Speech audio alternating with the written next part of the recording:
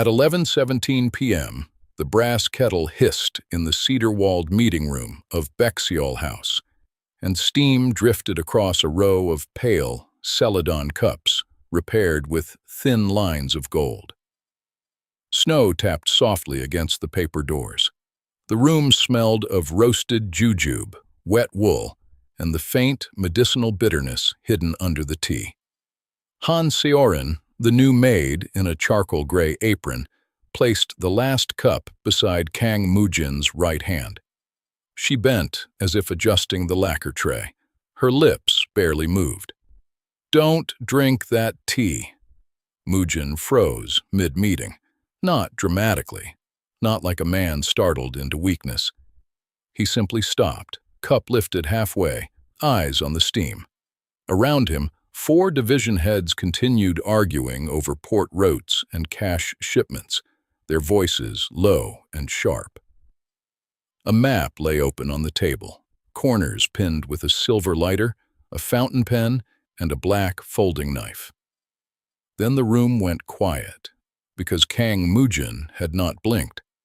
His fingers tightened once around the cup.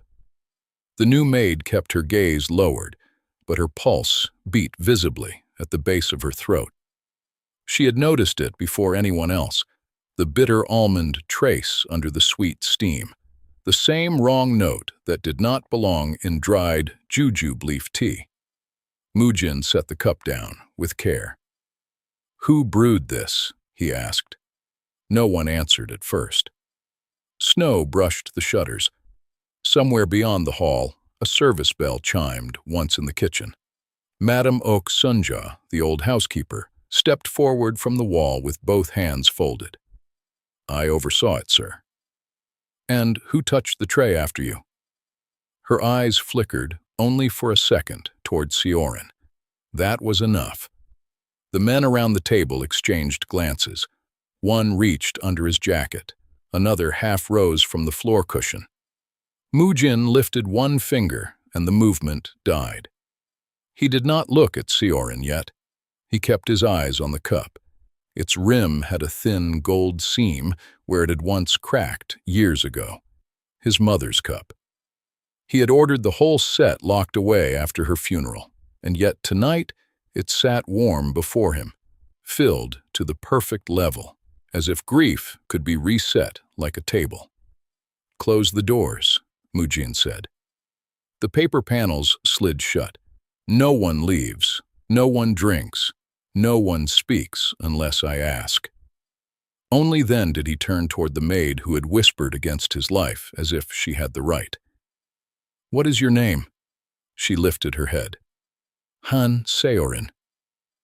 "And how did you know?" Her hands were steady at her sides. "Because tea should smell like leaves," she said softly, "not like a pharmacy." That was the question. That was the stake.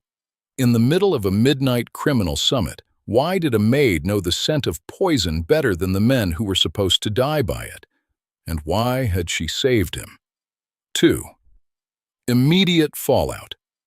Mujin did not overturn the table. He did something worse. He made everyone remain exactly where they were. The division heads sat stiff-backed on the heated floor, their knees locked beneath them. A bodyguard took the kettle with a hand wrapped in linen and placed it on the stone sill. The snowlight beyond the window turned the steam silver. Mujin moved around the room with chilling precision. He lifted each cup, smelled it, placed it back on the tray. He checked the teapot lid. He touched the saucer of pine nut sweets no one had started. He watched people instead of objects. Yoon Gibeom, his senior advisor, sat nearest the head cushion with a navy tie still neat after 3 hours of negotiations. He had the bland, expensive face of a man who had built a career on calm. While others shifted, Gibeom did not. "That maid has been in the house 3 days, Gibeom said. "We should separate her first." Seorin felt every eye land on her, but Mujin was still staring at the tea. 3 days is long enough to notice carelessness, he said. He lifted the cracked Celadon cup again, not to drink, but to hold it beneath the light. The gold seam flashed. For the briefest moment, something old crossed his face. Not fear exactly, something colder. Memory. "Madam, okay," he said. "Bring the tea tin, the sugar jar, the honey spoon, every cloth used on this tray." The old housekeeper bowed and hurried out.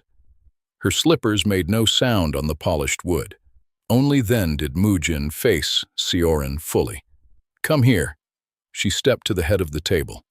Her gray apron smelled faintly of starch and wood smoke. There was a tiny burn mark near the pocket seam, as if she had once reached too fast for a hot pan. "You saved me," he said. "Or you performed a scene. Which is it?" "If I wanted a scene," Sioran replied, "I would have waited until you swallowed." A few men drew breath at that. Gibeon's expression did not change. Mujin looked her over once, from the plain rubber-soled shoes to the stray strand of hair stuck to her cheek. No expensive jewelry, no tremor, no pleading. He asked, "Were you warned?" "No." "Then you smelled it?" "Yes." "What did you smell?" "Crushed tablets, sweet coating, bitter core." She answered like someone who had stood beside medicine cabinets and sickbeds. Not like a maid trained to dust ancestral portraits. Mujin's gaze sharpened. In the corridor, footsteps returned. Madame Oak entered carrying the square tea tin, a honey jar wrapped in netting, a clean cloth, and a small wooden spoon. Her mouth looked pale. Mujin opened the tin himself. The room filled with the warm scent of dried fruit and toasted leaf. Then, beneath it, something metallic and wrong. He said nothing. He simply slid the tin toward Sioran. She leaned in, inhaled once, and closed her eyes. "There," she whispered, pointing not to the tea but to the inside rim of the lid. "Powder gathers where hands think no one will check." Mujin tilted the lid. Fine residue glimmered along the groove. Silence fell heavier than before. Yun Gibeon finally rose to his feet. "Sir, with respect, this proves contamination, not intent. Let me take over the investigation." Mujin closed the lid. "No," he said. It was a quiet word, but it changed the temperature of the room. He turned to the guard by the door. "Search the pantry. Lock the west corridor. No one enters the staff rooms without me." Then, without taking his eyes off Sioran, he added, "And the maid stays where I can see her." 3. Backstory revealed through action. They found her an hour later in the old medicine pantry. The room was at the back of the estate, beyond the winter courtyard where bare persimmon branches scratched the glass. Shelves lined the walls with labeled drawers, dried roots, ointments, bandages, and bottles so old the paper tags had yellowed at the edges. A single lamp threw amber light over everything. Sioran stood before a locked cabinet with its door ajar. In her hand was a silver hairpin shaped like a ginkgo leaf. On the floor beside her lay a blue pharmacy bottle, an old recipe notebook tied with red string, and a photograph half pulled from beneath the lowest shelf. Mujin stopped in the doorway. "A maid," he said, "with a lockpick." Sioran did not flinch. "A hairpin. For gentle hairstyles, I assume. For doors people should have opened years ago." His bodyguard stepped forward, but Mujin raised a hand. He entered the room alone and crouched to pick up the photograph. It showed a younger woman in a cream hanbok on the estate's spring terrace, smiling faintly as wind lifted the ribbon at her sleeve. Beside her stood a serious man in a doctor's coat, holding a tray with the same Celadon tea set now upstairs. Mujin knew the woman immediately, his mother. He did not know the doctor, but Sioran did. "My father," she said. The words settled between the jars and drawers like dust that had been waiting too long to move. Mujin straightened slowly. Your father worked here. He was the household physician. He was accused of killing my mother. He was accused because he was easy to bury. The guard outside shifted, but neither of them looked away. Sioran bent and picked up the notebook from the floor. Its cover was soft with age. A pressed camellia petal had stained one page rust red through the paper. She opened to a section marked with neat columns, pulse rates, dosage notes, infusion times, warnings in the margin. No lecture, no speech, just her finger on one line. Never mix foxglove derivatives with sweet jujube tea. Sugar hides bitterness. Heart distress may present as panic. Mujin looked at the words until they blurred for a second.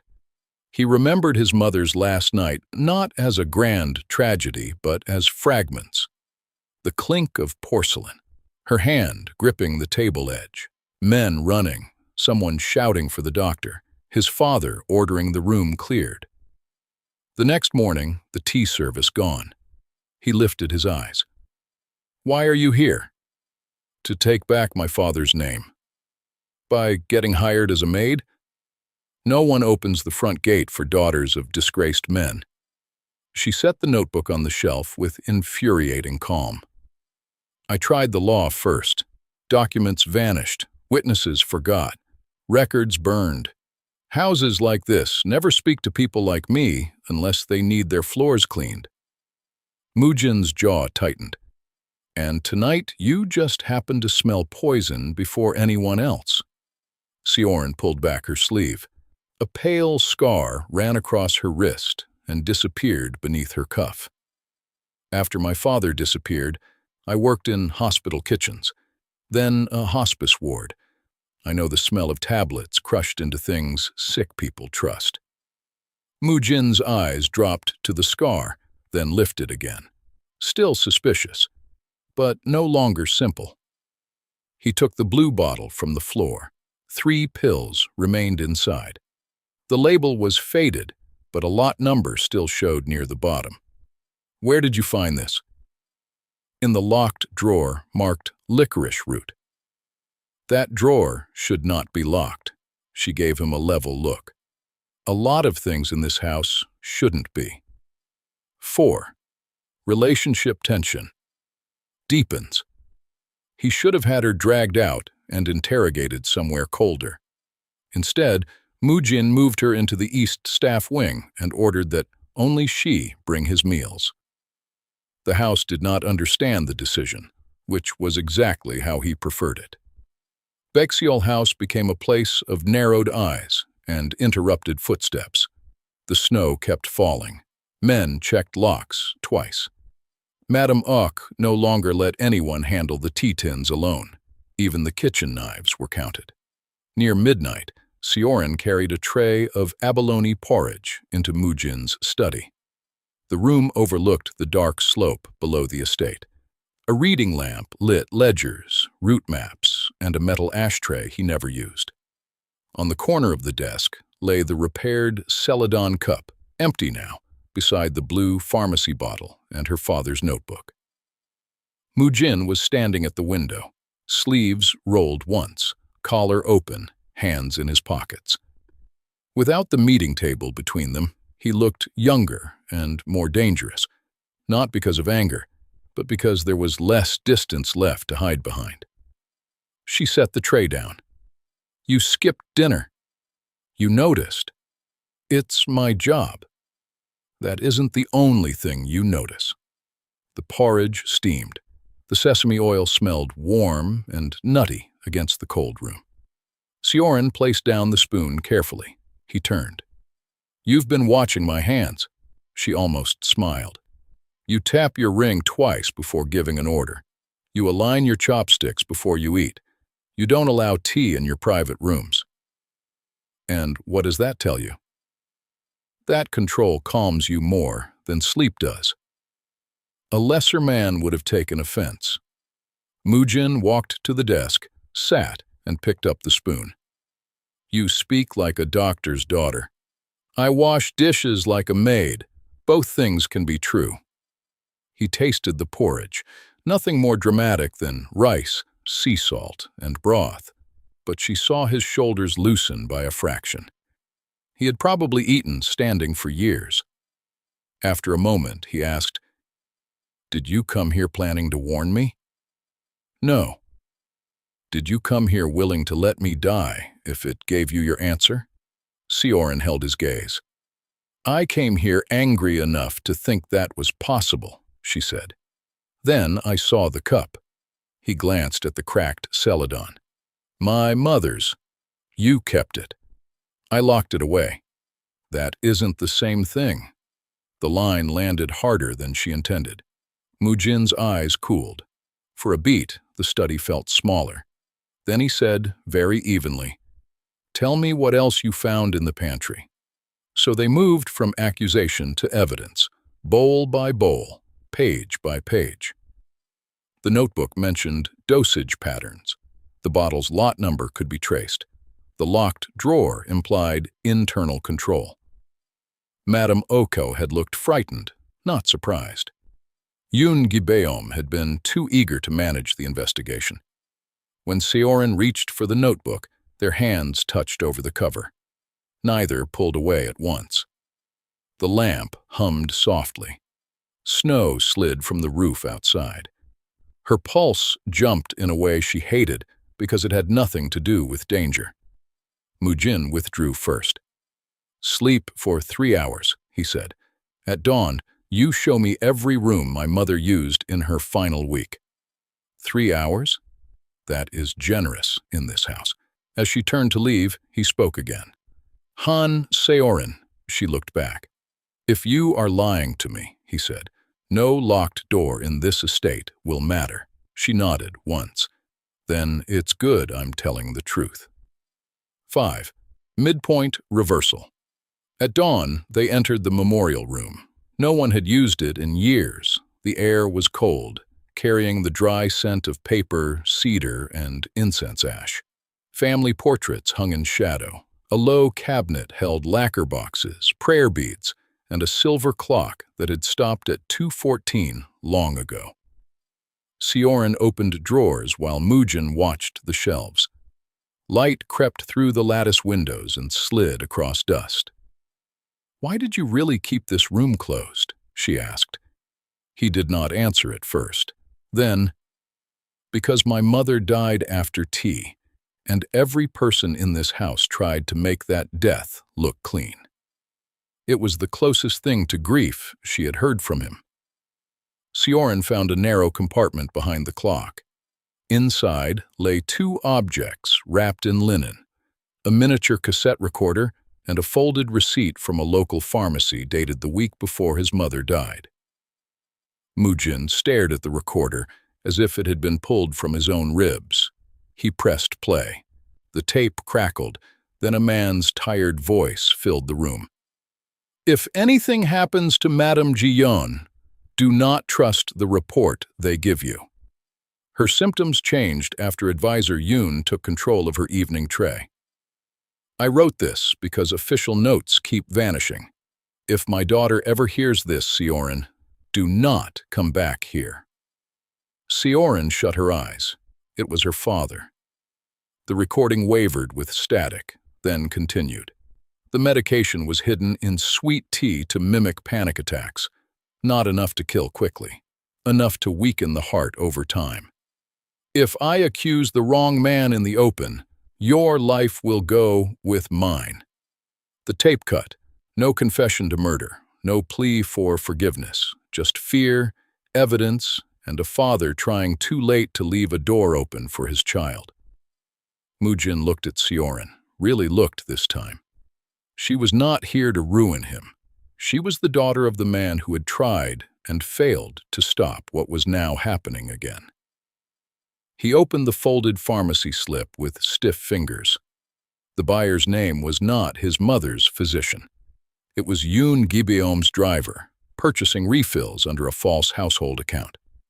Mujin let out a breath so slow it sounded almost like pain.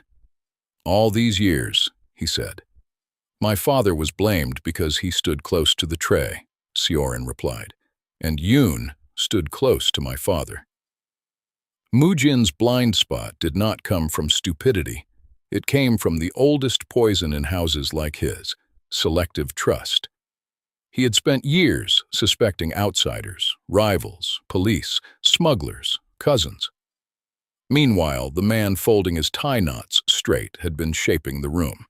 He took the tape recorder, the slip, and the blue bottle. Gibeon doesn't know we found this. Then we have one advantage, Sioran said. Mujin looked at her, and something in the space between them shifted. Not softness, not yet, but a dangerous kind of recognition. When this ends, he said, you can leave with your father's name cleared. Sioran's face changed, just slightly. And if I want more than a corrected file in a government cabinet? What more? She met him without blinking. The truth spoken out loud by the man this house still obeys. Mujin closed his hand around the recorder. For the first time, he nodded like she had earned the right to demand it. 6. Public confrontation. He called the second meeting at sunrise. Same room, same floor cushions, same snow glow at the windows. But this time, the brass kettle sat cold. Mujin had the table reset with exactness that made everyone uneasy. The cracked celadon cup at his place, the honey jar on the left, the tea tin in the center, the blue pharmacy bottle resting beside a fountain pen, like an accusation waiting for ink. Gibeon entered last. His expression did not change until he saw Sioran standing behind Mujin's chair instead of with the other staff. A very small mistake appeared in his breathing. Mujin noticed. We'll begin with yesterday's interruption, he said. No one touched the papers before them. One captain glanced at Gibeon. Another looked deliberately at the door, calculating distance. Mujin picked up the tea tin. Who opened the west pantry drawer marked licorice root? Silence. He set down the tin and lifted the blue bottle. Who purchased heart medication under a false household name? Still silence. Then Gibeon spoke in that smooth, sorrowful tone liars preferred when cornered. Sir, if this is about preserving order, may I advise discretion? Your mother's death is old history. Stirring it now weakens the house. There it was. Not innocence. Strategy. Mujin leaned back. Old history. He pressed the play button on the recorder. Dr. Han's voice crackled through the cedar room. This time, no one moved. No one even breathed loudly. The tape filled every corner with what years of power had failed to erase. One frightened man's attempt to leave proof behind. When it ended, the silence was not empty. It was full of rearranging loyalties. Madame Ok Sunja stepped forward from the wall before anyone summoned her. Her hands shook against her apron. I saw him, she said, looking not at Mujin, but at the floor. That night, Advisor Yoon changed the spoon after the doctor left. I told myself I was mistaken. Then I told myself I was surviving. Gibeon's face finally lost its polish. You old fool, he muttered. Mujin's eyes went flat. You used my mother's illness, he said. Then you used her death. And last night, you tried again. Gibeon spread his hands, abandoning elegance for persuasion. I kept this house alive. Your father could not hold it. You were a grieving boy with a famous surname and no discipline. I became what was necessary. No, Sioran said quietly from behind Mujin. You became comfortable.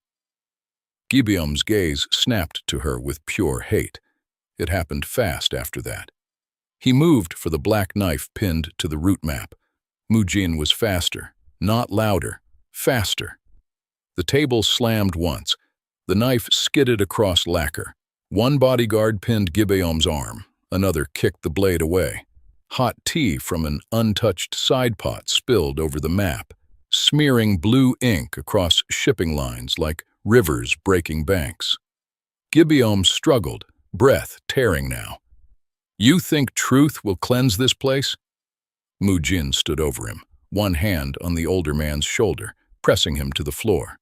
"No," he said, "but it will stop you from drinking here again." Then he gave the order that mattered. Take him below, alive. Not vengeance, not theater. A verdict. 7. Emotional consequence. The house grew strange after truth entered it. Doors stayed open longer than usual. Staff spoke in low, stunned voices. Men who had once waited for Gibeon's nod now avoided the west corridor altogether. Madame Oak cried only once in the pantry, while washing the honey spoon for the third time. By afternoon, the snow had stopped. Sioran stood on the rear veranda with her father's notebook in both hands. The garden stones below were wet and black. From somewhere in the kitchens came the comforting smell of radish soup, the first normal smell the estate had made in 2 days. Mujin joined her carrying the cracked celadon cup, empty. He had cleaned it himself. For a while, they said nothing. The mountain air was sharp enough to redden the ears. A raven landed on the wall, looked at them, and flew off again. "I made the statement," he said at last. She turned. "To your men?" "To my men, to the internal books, to the legal office that still owes this house favors." He paused. "Your father's name will be restored." Sioran let out a breath she had been holding for years. It did not feel triumphant. It felt tired, heavy, human. "And your father?" she asked. Mujin looked toward the pines. He knew enough to suspect, not enough to act, or not enough courage. His mouth hardened. Either way, he built a house where silence was rewarded. The cup in his hand caught the gray light on its gold seam. "I inherited that," he said. "No," Sioran answered. "You inherited the walls. What you do with them is yours." He looked at her then with that unreadable stillness that had frightened rooms full of armed men. But there was no threat in it now, only the difficulty of being seen too clearly. "My mother used to drink 2 cups at dawn," he said. "After she died, I banned tea from my rooms because the smell made my hands shake. Everyone called it discipline. No one called it what it was. Fear. Yes." The word hung between them. He set the cup on the veranda rail. "You were angry enough to let me die. I told you that. And you didn't." She smiled sadly. "You looked too much like a son in that room."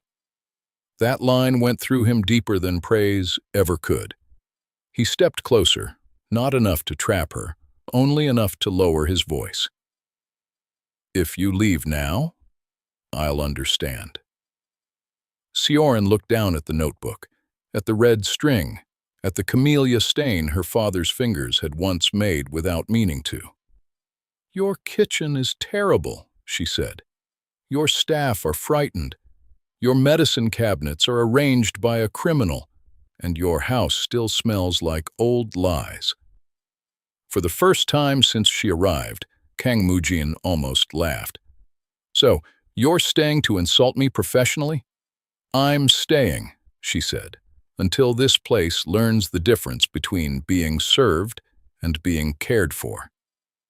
His gaze softened by a degree so small most people would have missed it.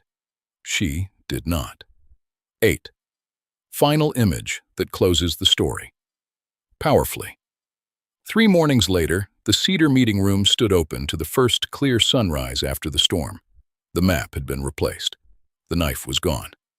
Fresh paper waited in neat stacks. On the low table sat a new brass kettle, a jar of dried persimmon leaves, and a single celadon cup with its gold seam shining like healed bone. Sioran poured the tea. No jujube this time, just clean leaf and a slice of pear drying on the lid for scent.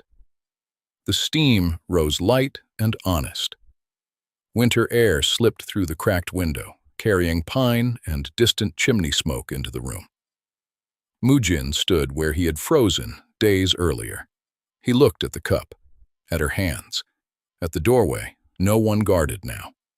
Sioran held the saucer out to him. In the beginning, she had whispered 6 words to keep him alive. Now she said only one.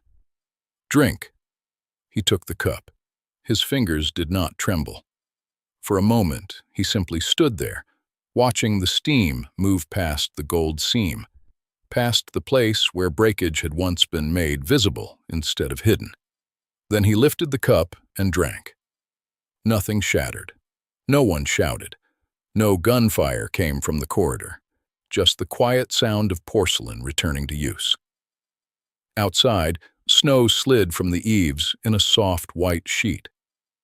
Inside, the man who had built his life around suspicion swallowed warmth without fear, and the maid who had entered his house under a false simplicity watched his face ease with the smallest, hardest earned relief. On the table between them lay the blue bottle, empty now, beside Dr. Han's restored notebook, tied with fresh red string. The room no longer smelled like a pharmacy. It smelled like tea. If you want another original KR Mafia Boss story with a completely fresh setup, stay with the channel.